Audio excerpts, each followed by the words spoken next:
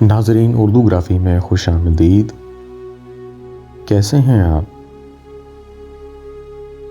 आज आपके लिए इंदिरा वर्मा की एक गज़ल लेकर आए हैं। मुझे उम्मीद है कि आप पसंद करेंगे।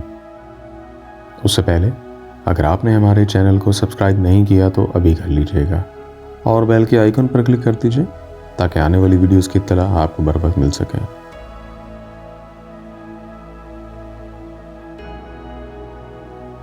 ये शफ़क़ चांद सितारे नहीं अच्छे लगते,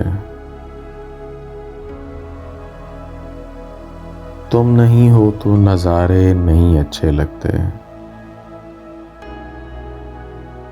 गहरे पानी में ज़रा आओ उतर के देखें,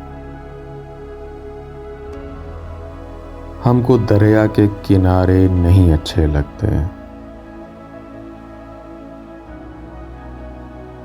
रोज़ अखबार की जलती हुई सुर्खी पढ़कर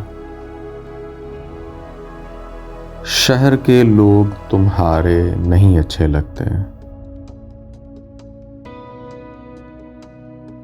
दर्द में डूबी फ़ज़ा आज बहुत है शायद, गमज़दा रात है तारे नहीं अच्छे लगते। मेरी तन्हाई से कह दो कि सहारा छोड़े,